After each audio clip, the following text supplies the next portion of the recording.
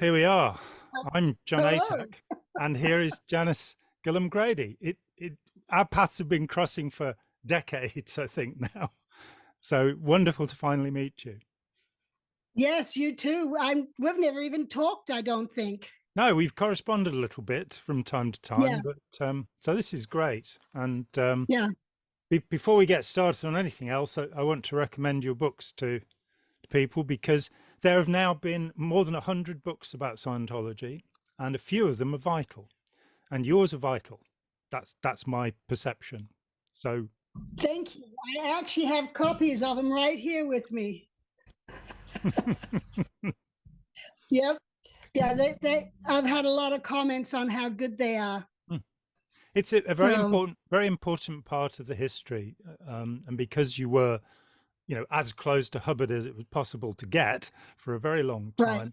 time, then what you related is important. It's very important to Yes. the story. So Yeah. I tried to write the books in such a way I wasn't putting my own thoughts and feelings, but just tell it as it is so the reader can form their own opinion. yeah, I followed very much the same path. I mean, in writing Let's Sell These People a Piece of Blue Sky, I don't make any comment on the technology Right. of Scientology. Now, by the time I published it, I had come to disbelieve every aspect of the technology of Scientology.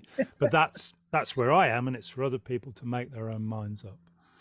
Exactly. People have to do their own research and have their own beliefs. Yeah. So we're gathered here today because one of your friends has gone missing, and so tell me about that. Yeah, the Barton family, the father, we've known him since before I was born. He was friends with my parents. And so we grew up as kids, or his kids and us, we all grew up together and they followed us into the Sea Org. The kids did, all Mm. of them but one. Anyway, the parents then you might have known them at St. Hill in the 80s. Were you there? Yeah, Nolan, Marion, until 83. Yeah. So yeah, Nolan, Marion Barton. I know Marion was in the choir mm, and, Noel did some auditing.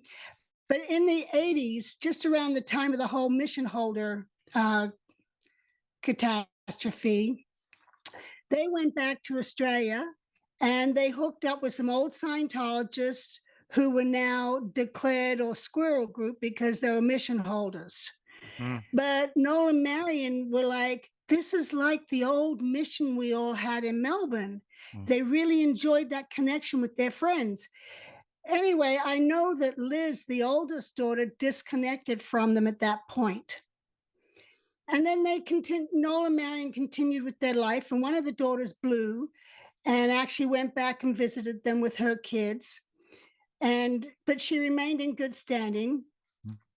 And then the kids just stopped writing them and being in contact with them because of this whole thing that happened with the mission, with them connecting up with old Scientologists. Anyway, that was in the 80s. Mm. Here we are now, 40 years later, and they don't hear from Liz Ingber, their oldest daughter, and Jeanette Alcock, or everyone knew her as Nettie. Mm. They don't hear from them. And then they had a younger brother, Andrew, who I've since found out was 7 years on the RPF. And then apparently he routed out in 2003. But even in 2010, Liz didn't know where he was. Mm. So here we are with this missing son who's now probably 60 years old, 59 years old. And he's been missing for years. No one knows where he is. And we do now have a list of Andrew Bartons in Australia, and we've got to now go through that and start calling them. But we didn't find a lead in the US. So, we're just continuing to try and locate him. And who knows if he didn't go back and see the parents because he's still got that prison of belief Mm. that if he contacts them, he'll make his standing even worse. Who Mm. knows? Absolutely, and he's one of the many disappeared. over the years. Yeah, yeah. And there's more. And I'm actually on my channel, Our Scientology Stories, Peeling the Onion. I'm actually starting a new segment where every week I'm going to call out Scientologists or SEAL members who have disconnected from their families or not been in touch with them.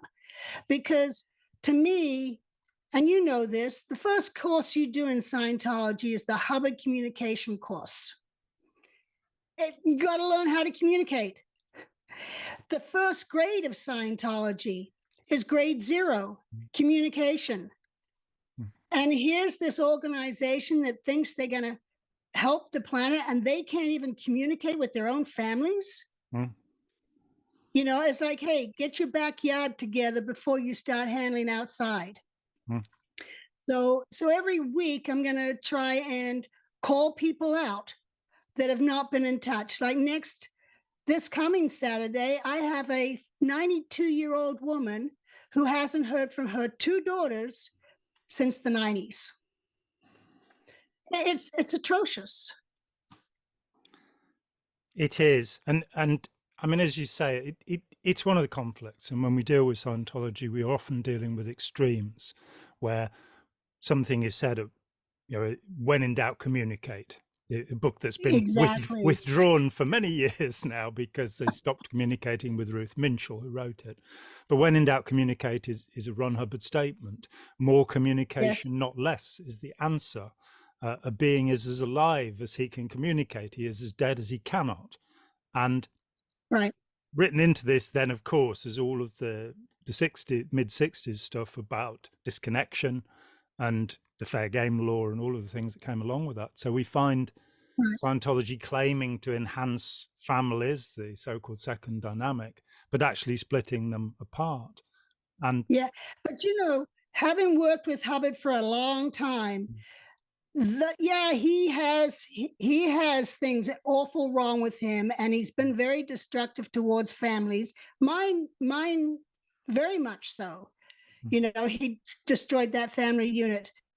But back in 68, I believe it was, he said there'll be no more disconnection. We have the technology to handle it.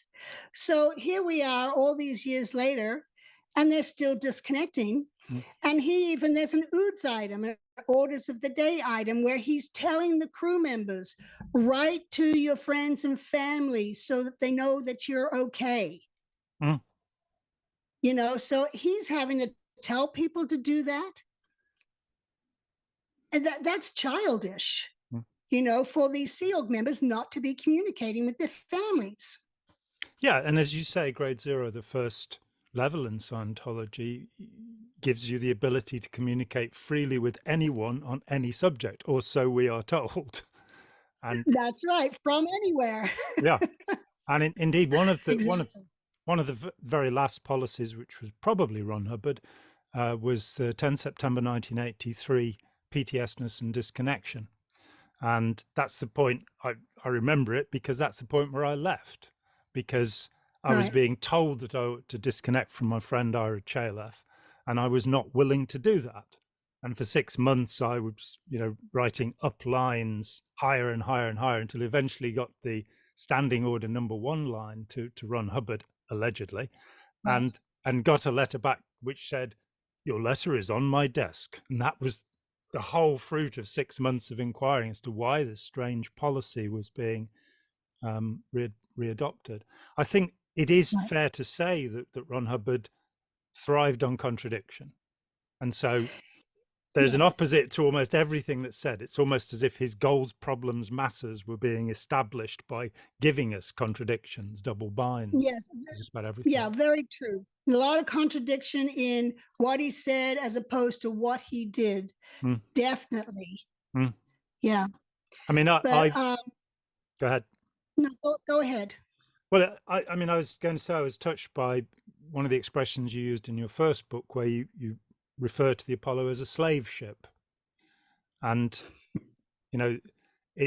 having interviewed Mike Rinder at some length about his experiences and quite a lot of other people along the way, there is this awful contradiction of these people absolutely determined to achieve total freedom, complete freedom, but in this confined, tyrannical situation. I mean, I think the poem that Ira Chalef contributed to your first book about Pink Seas expresses a lot of Yes. it, that hope that we all felt, that was then confined within, this situation.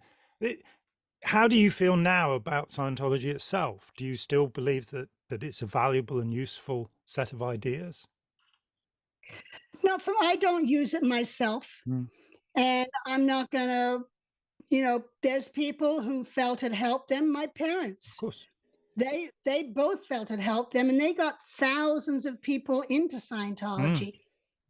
You know, Absolutely my they did. dad was my dad was one of the biggest lecturers on the subject of Scientology. So I grew up with that around me all the time.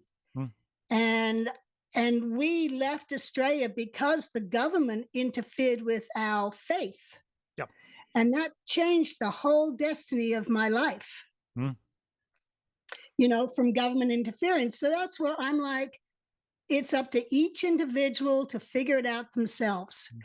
But I do feel how the Sea Organ Scientology is being run is not what it was all about. It's been altered so much that when you join in 68, the freedoms that you had then were no longer there 22 years later when I left. And that's when I was like, this is getting worse and worse and worse, and not something I agreed to. Yeah, And absolutely. I see the same for those people that are still in there. It's, like putting a frog in water and turning up the heat and slowly boiling it. And they don't recognize the change. And that now their freedoms have all gone, but they don't see that. They're these dedicated members marching onwards, and we're out there attacking them. But as Lawrence Wright says, it's a prison of belief. And that when that book came out, it didn't click to me what Larry was saying. And and that's where I came up with the peeling the onion, because it comes off in layers that you can finally see. It is a prison of belief, but what is that belief? The belief has changed over time, because as I said before, it starts with communication. They don't communicate anymore. So that's a major change over the years. And when people joined the SEAL, you had liberty, you had time off. They don't get that anymore. You got a 3-week leave of absence to go see your family. They don't get that anymore. So it's all these things have changed, and probably a lot of them aren't okay with it, but they don't know how to get out of the situation or to change the dictatorship that's going on. Yeah, and you have that complete contradiction, that total freedom has become, and Hubbard himself did say of total freedom that it's a trap, and Yes. then he sold it. But talking, as I interviewed people who, like your parents had been involved in the 50s, and then people who were part of the St. Hill group, Hannah Whitfield, Otto Rose, John McMaster, Right. that there seemed to be different sort of eras in Scientology. So I remember talking with George Hay, who was the guy who invited Hubbard to England in the first place in 51. By the time I talked with him, of course, he'd been declared suppressive, which is what happened to just about everybody from that period. Yeah. But he and I remember another guy called Derek Colley, their whole attitude, or even Cyril Vosper's attitude towards Ron Hubbard, was not that he was a savior or a messiah, or as he himself claimed, Maitreya, the future Buddha. He was a guy who'd come up with some ideas that they quite liked. When I interviewed Derek Colley, he said, when I saw OT3, I thought he's gone completely mad, And then I decided I'll do it. I'll see what the e-meter does, and the e-meter read, so I did it. And I said to him, "Did you ever check the e-meter out?" Because I'm well aware of the poor quality of those meters at that time. Right. And he hadn't thought about that, that if the meter readings were not genuine, then the material itself was not genuine. I have the sense that Hubbard himself was a deeply conflicted person, that his own attitude towards us and himself varied from day to day. I think the first person who brought it up with me back in 1984 when I first met Jerry Armstrong, and he said Hubbard was trying to cure himself. And you look back to the claims of cure from Dianetics onwards, and they are lists of things that Hubbard suffered from: asthma, short-sightedness, bursitis, which I'd never heard of before. And I think there's this thing that he, as with faith healers, that for 3 days after you see a faith healer, the adrenaline keeps you going and you feel cured, and have this sense that every 6 months or so, Hubbard would feel he'd finally cracked it and he'd now got something that worked. He'd then sell that thing and then he'd fall back into, his old conditions, which were, he had problems, let's say. I mean, Yeah. Physical problems and psychological problems. He was a man. I think the thing that really put me off Scientology, and you can really talk to this, was his bad temper.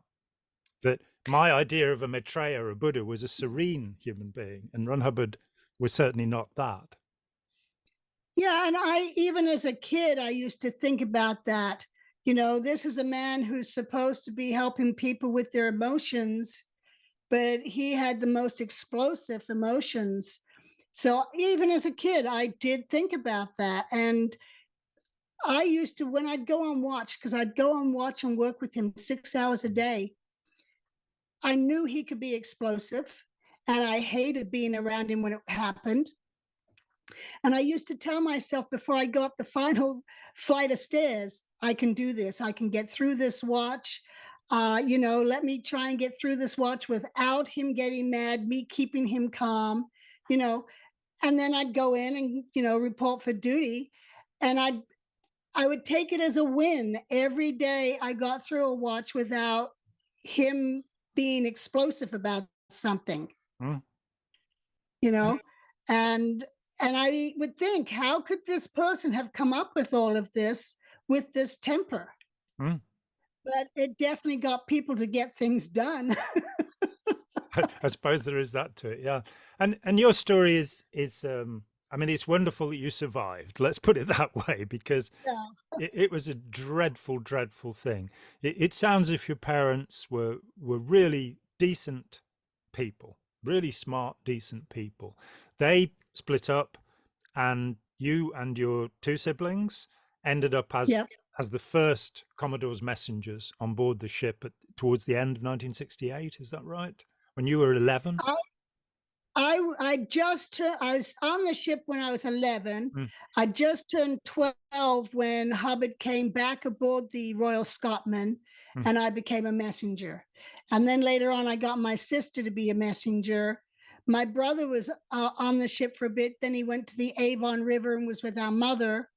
And then when he came back, he worked in the engine room and later in accounting. But he married one of the messengers, Doreen Gillum, Doreen Smith. Yeah. So, and again, your mother was a magnetic personality. She is legendary. Yvonne Gillum, later Yvonne Gillham-Grady, when she married Heber. And as I say, I interviewed John McMaster at some length way back in about 1984, and it fascinated me with John that he was so beloved, that so many people had such high regard for him. Yet when I interviewed him, that was not my experience at all. I met a man who was very bitter, very distressed about the world, and an alcoholic. There are no 2 ways about it. He was a hardcore alcoholic by the time I met him. Also, I mean, after my first meeting with him, I wrote to him and said, look, it's okay to be gay. It's fine to be gay.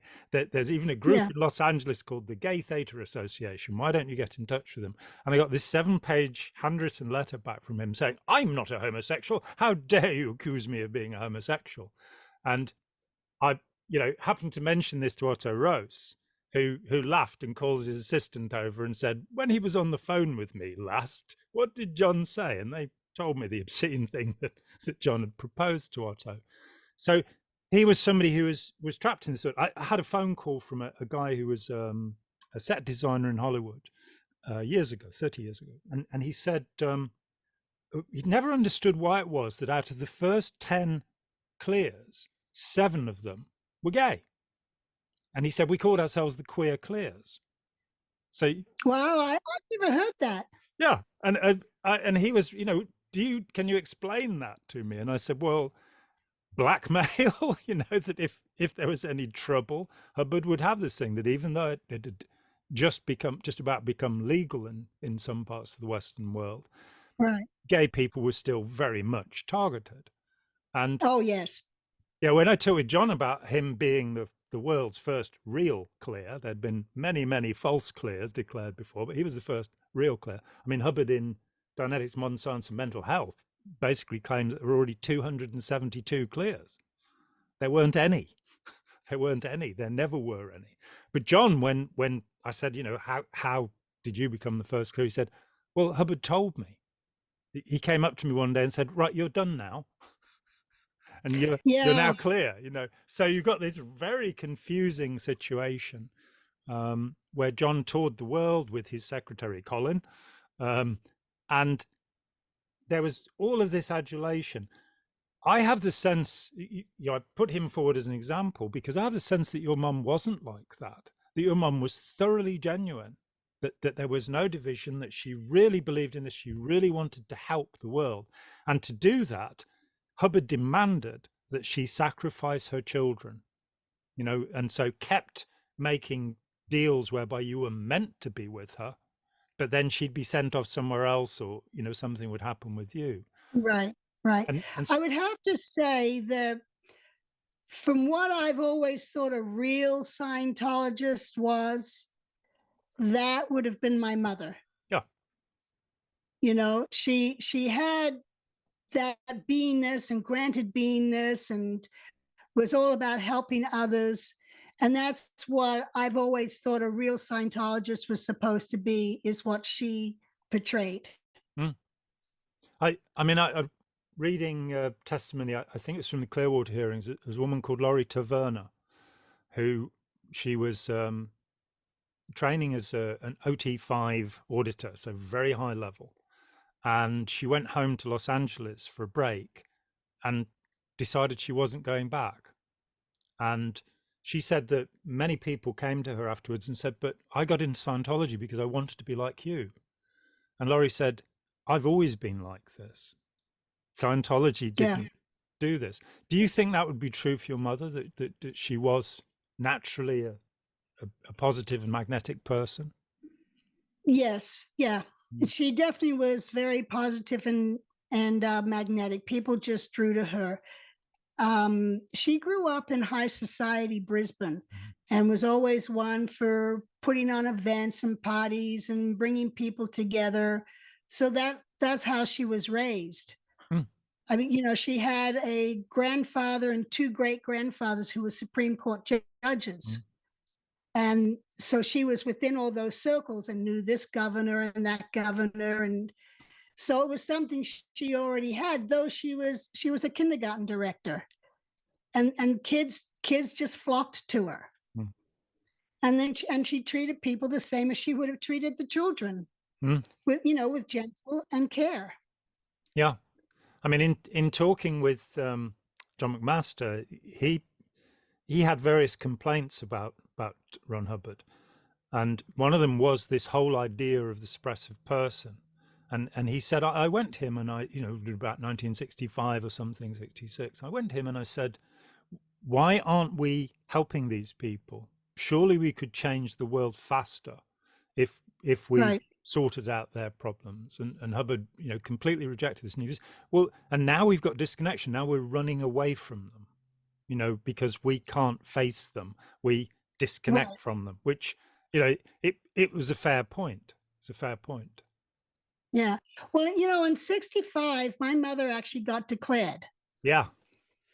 During the whole inquiry into Scientology by the Victorian government, she was declared, and much as I could find out, it was because people kept wanting to leave the Hazy and come back to our mission. Which is the Hubbard Association of Scientologists International, the headquarters group, yeah, in 65. Yes, and if I went to the Hazy as a kid, it was always dark and dingy, and I just didn't like it.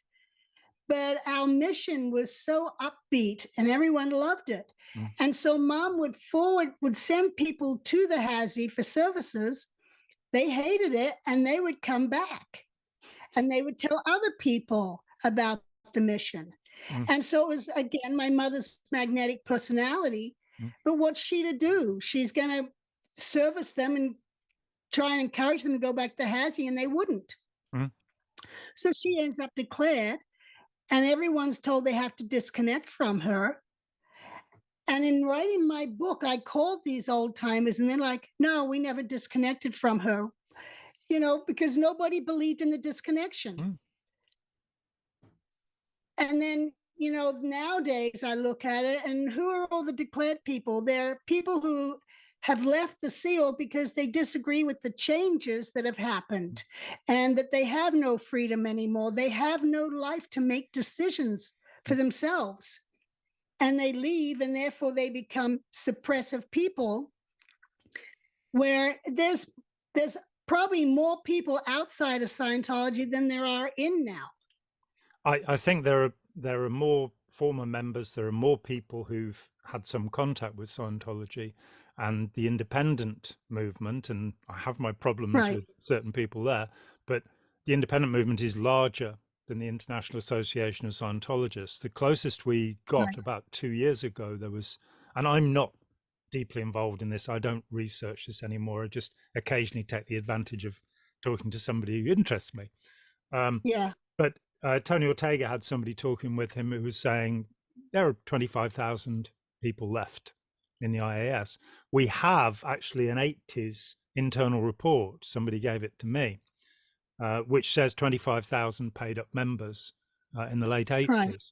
And I think probably what Jeff Hawkins did, promoting Dianetics in the 1990s, swelled the membership some, but they're now down to very little. I would say that there are probably, while Scientology has claimed anywhere up to 11 million members, I think they're counting body thetans to add that one, but that there probably are 2 or 3 million people who've had some form of Scientology, in part because there are more than 200 splinter groups from Scientology. So these ideas have leached out into the culture, some of them into quite powerful groups, Reevaluation Co-Counseling, for example, under Harvey Jackins. They had the whole of the Open University here for 20 years, using what is basically Book One Dianetics, before Jackins' sex scandals started to erupt and things changed. But these ideas have gone out into the world, for better or worse. And the problem is the for worse aspect of that, there are people, there are a lot of casualties along the way, a lot of people. I met an Australian guy who'd spent 20 years housebound because Ron Hubbard declared him suppressive, and he didn't want to hurt anybody. And it just took an afternoon to undo that. It was awful. Well, being called a suppressive person, that can get to some people. But I've been declared a suppressive person, and I really just don't care. Yeah, me neither. So what? Right, and Hubbard said there's 2% suppressive. And I already know when people were being signed to the Rehabilitation Project Force as suppressive people because they rock slammed on the E-meter, the percentages were way off until Kimmer Douglas says to Hubbard, something is wrong that so many good executives are being said that they're rock slammers and have evil purposes. And that's when that was all looked into and the whole thing was undone. And that's how I view it today is these people that are leaving, they're not leaving because of overts and withholds and because they're suppressive. They're ARC broken with their lives not being under their own control and being told what to do. And there is one suppressive there at the top. The real suppressive person is David Miscavige. And no matter what anyone says about L. Ron Hubbard, he would have RPF'd David Miscavige many times over for what he has done. He has destroyed everything every good person has tried to do to help Scientology help others. Yeah, and turn it into a, as you say, a prison, as Lawrence Wright, a prison of belief, where Yes. what we're now finding is that people like Nancy Cartwright are handing over such enormous $21 million, she says she's given to Scientology, such enormous amounts of money, so that David Miscavige can sit with his Ventolin asthma inhaler in one hand and a Camel cigarette in the other hand and tell us that he's the savior of mankind, you know. Go scuba diving, all these donations, Yeah. and wear And, $1,000 shoes. and drink Blue Mountain Yeah. coffee made with distilled water and all of this stuff. That and he's excuse me, but he's pretty much a kind of Philadelphia street thug. That's all he is. He's not a learned human being in any way. He's Right. somebody who understands bullying. The first comment I had directly about David Miscavige was from Dee Dee Bogading, and when I was in touch with her way back in '84, and she said the thing with David was, and she was at that time theoretically the head of Scientology. She was the chairman of the Yes. Watchdog Committee, the ruling body. And she said the thing with David was that if you wanted something doing, he could do it. So if there was a wall that you wanted knocking down, you'd say, David, I want the wall knocking down. He would lower his head and charge, and the wall Right. would come down. And Yes. there's a Jesse Prince when he talked for us at our Toronto seminar, said that he'd actually, at Hubbard's orders, run a confessional on David Miscavige, which he is pretty sure that never got back to him. And during this confessional, Miscavige, and he said he came into the room in tears. He said during this confessional, Miscavige admitted that he and Pat Broker had used Hubbard's money to go gambling and whoring in Las Vegas. And I've heard that. I mean, and I also, just before David Mayo passed away, he came and visited me in Las Vegas. And so we had many deep conversations because I'd known David since, I was 3 years old when he first came to Melbourne and met my parents. Yeah. So, and I've always stayed in touch with David, but he had actually told me about one of the messengers who was married having an affair with Miscavige. And I'm sure that didn't come up anywhere. He's definitely got his own overts and withholds that have been missed for years. And it's driving him nuttier and nuttier. Yeah. And I think that conflict was there from the beginning. I think it was always developing. In the 50s, there are already signs that there's something wrong. I would trace it back. Somebody asked me a few years ago. They wanted to give a talk at a cult monitoring group called Inform here in the UK, and this was an independent Scientologist. And he said, "When did the harassment begin?"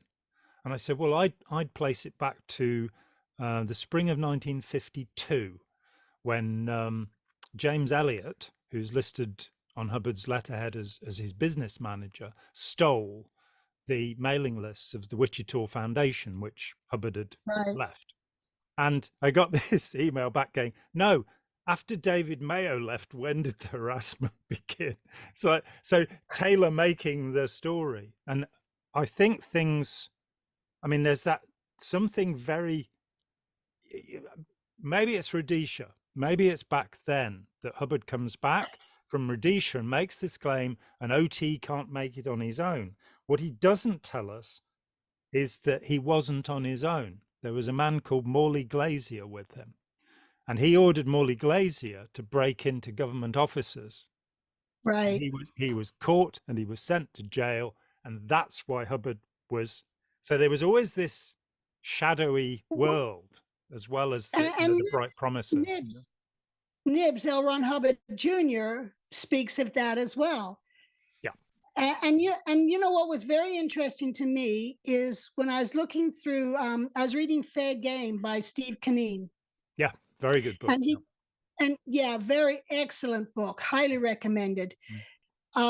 He talks in there about the inquiry in Melbourne, which ended up banning Scientology. Well, they actually didn't recommend banning it, but they banned it anyway. Yeah. But in there, they bring up why they felt it should be banned was because the auditing sessions, they're keeping records of everybody's overts and withholds, which could be used as blackmail.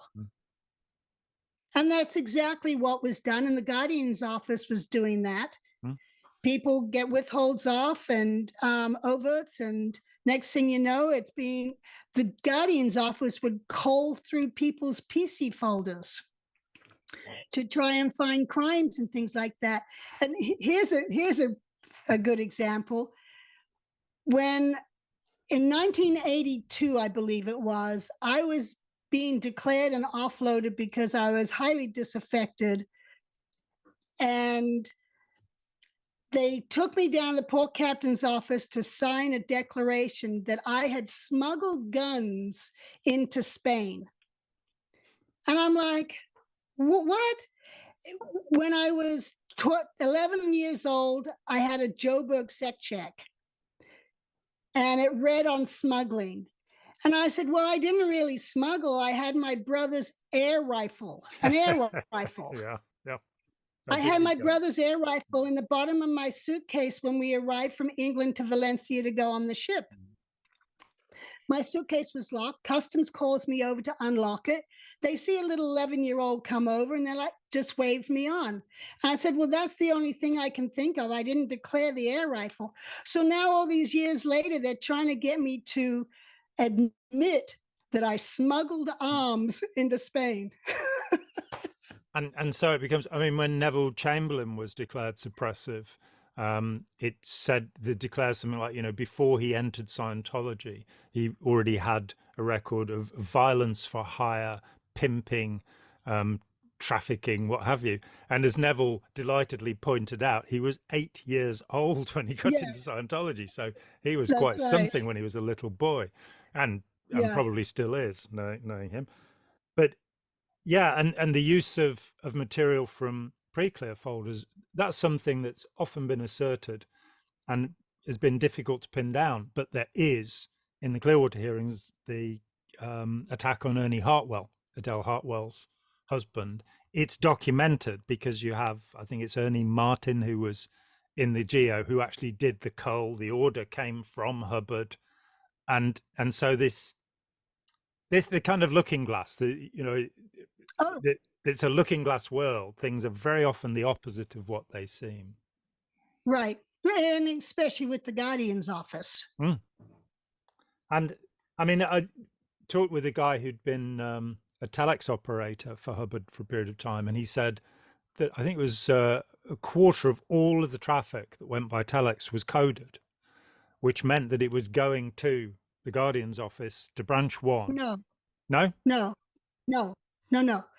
Because we were on a ship and we didn't want people to know we were Scientology management, every management telex, every Scientology word was coded. This is not on the ship. This is in the period onshore in California. And same thing. Yeah. So, but where you said that a lot of traffic wasn't coded, but fair enough. You were there, you saw it. And Hubbard never did a lot of direct stuff to the Guardian's office. That was through Mary Sue. He would have dinners with Mary Sue and give her instructions, and then she would send out the orders.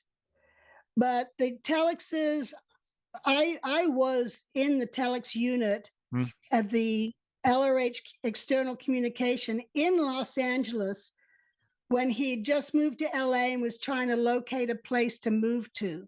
Yeah. So I coded and decoded all those telexes. They were not Guardian's office stuff. We were located in the Guardian's office external comm and using their equipment. And then later on, they didn't like us being there, so we moved over to the FOLO. But it was the communications with the Guardian's office at that time was all about finding the La Quinta properties. Where the filming would be done. in 77. Yeah, Yep. he wasn't doing other stuff. Mary Sue was the one who would handle all the geo stuff. Mm. And in fact, what seemed to have gotten her connected to all the Guardian stuff that she went to jail for is Henning Held had orders to take any of the instructions from her home. He kept them in a red box on his desk. And he was supposed to take them home with him every night. And she didn't type. Mary Sue hand wrote everything. Mm. And he stopped taking those things home. And so when the FBI raided, they found the red box with all Mary Sue's handwritten instructions. And that's what got her involved in that. And of course, that's not saying it's okay. No, it's not saying it's okay. It's just saying the evidence was in that red box. Yeah, and it's very important that you know, we come to evidence and we deal with evidence. There is so much speculation going on. I mean, in the last couple of weeks, I've got caught up in this thing about Charlie Manson, because the people writing about Manson, various biographers, are not aware of Scientology's internal documents about Manson. And I didn't realize, I mean, I've wrote about it first 30 years ago. I didn't realize that this material is not broadly known. And there is a compliance report to Mary Sue Hubbard, which the FBI seized in 1977, which lays out the whole detail, you know, that Manson received 150 hours of auditing over a 14-month period. It even lists some of the processes he had. He also, of course, did training routine 0, and he read Scientology books.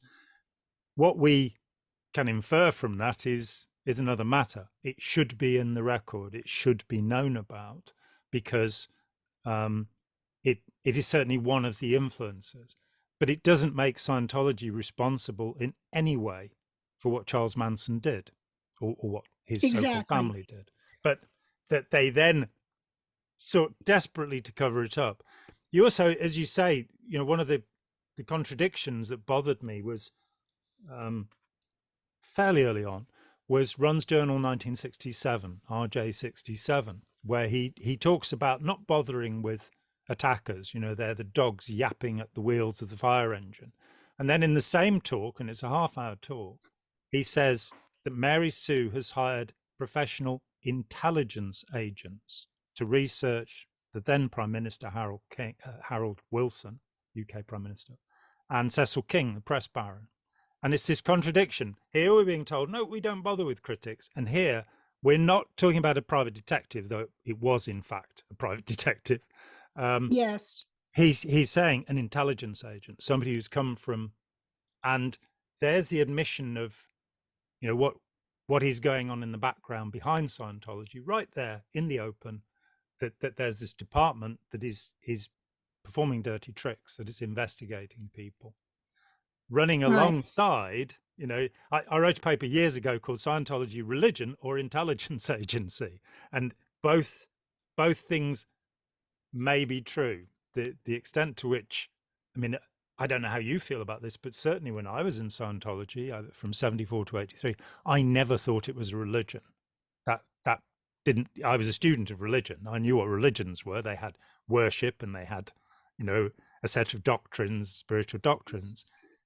But if people choose to believe in it as a religion, you know, I think we're both on the same page there. Yeah, that if somebody, I feel people consider Scientology to be their faith. And it's what they believe in. And that's what keeps them on the straight and narrow. And that's where I then find out the IRS has over 5,000 entities approved as religions. So I'm like, okay, well, if it's a faith, but yeah, it's a very mixed bag. And it is what people believe, just like prison of belief. It's a belief. Yeah, and it's interesting. Yes, the Temple of Set, the Church of Satan, were registered as religions long before Scientology in the United States. Right. And it cannot, you know, under the Constitution, a tax office can't determine whether something is or isn't a genuine religion, and shouldn't be trying to do that. I think you choose the right word when you say it's a faith. Now, it's meant to be a scientific study of the human mind and spirit, but it is a faith. Right. Yeah. It's a faith. Yeah. And that's where I look at, the government in Victoria got involved in people's faith in what they believed was going to help them. And over 100 families in 1966 moved from Victoria and went to St. Hill.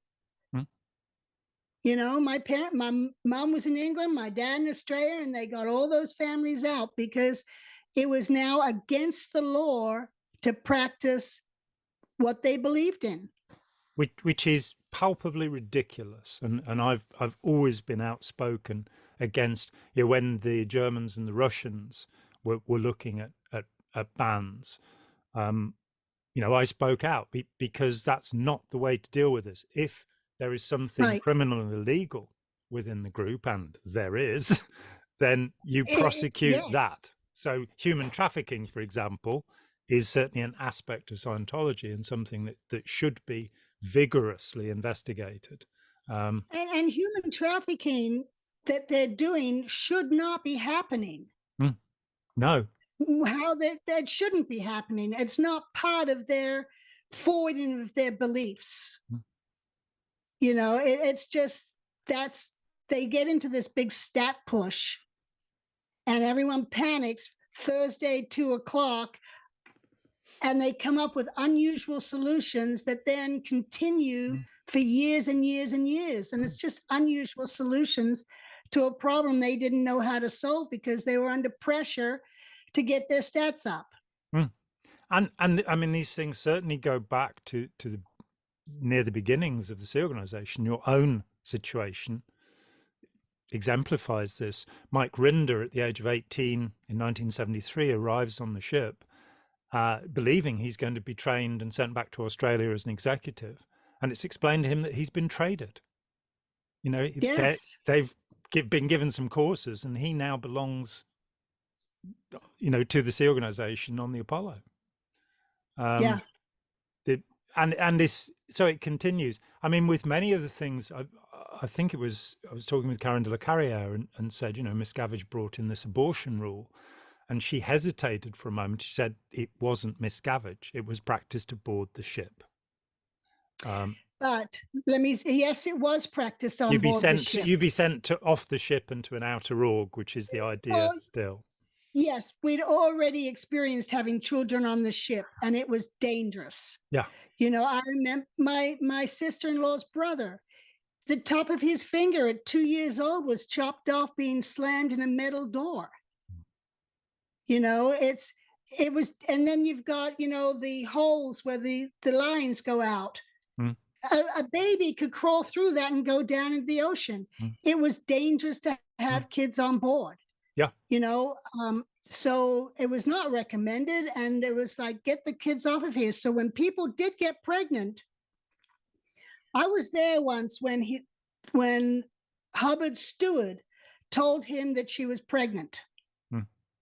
He didn't say, go have an abortion. He just said to her, let me know what you decide. Yeah. And she decided to have the child, and she was sent to AOSH UK and had the child. That was hers and her husband's choice. Yeah. Now, there were times I know the medical officer and even Kimmer encouraged people to have abortions. So, but I saw Hubbard letting someone have their own choice. Yeah. But I've also heard Doreen Casey had told me women at St. Hill were having abortions as well.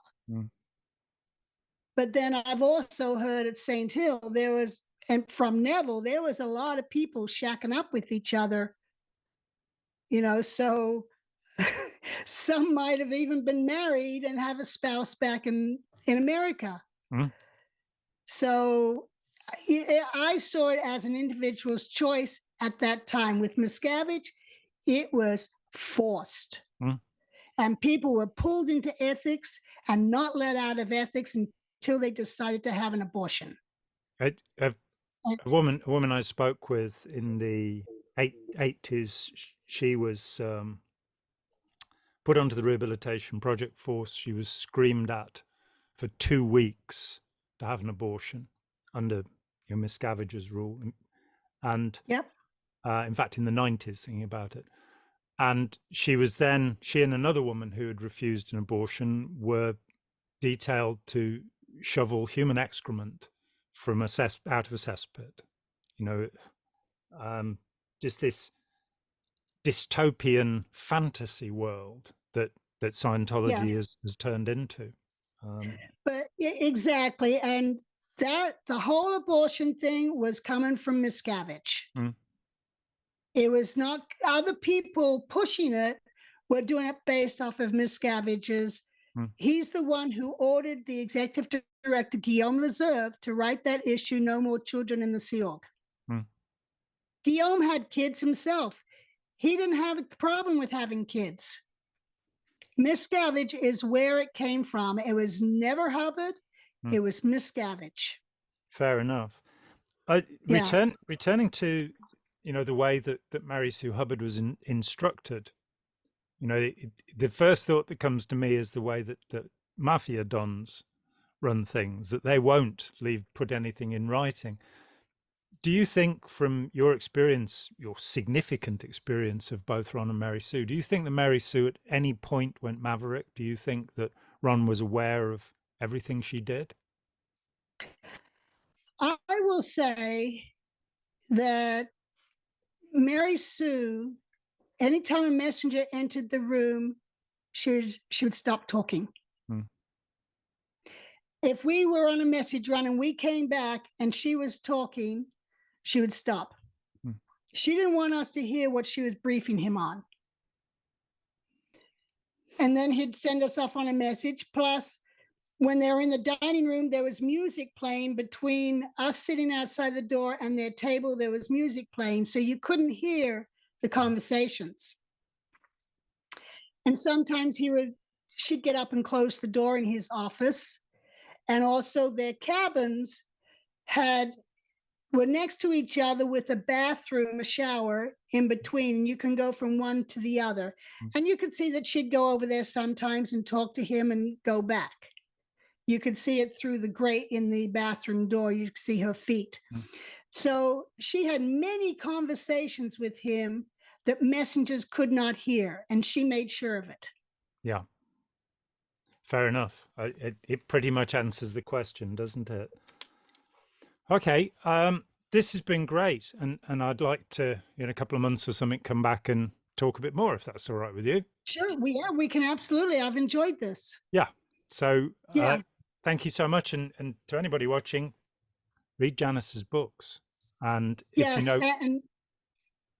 go ahead. And watch my channel on YouTube, Our Scientology Stories, Peeling the Onion. It's Mark Fisher and Janis Grady. Great. Gillham-Grady. Great. Thanks, John. Thank you. Hi, John here. Thanks for watching. We'd appreciate it very much if you would click like, as well as subscribe, and click the bell for notifications. Every dollar helps, and we welcome new patrons on Patreon, or you can make a one-off payment with any currency through PayPal. Thanks so much.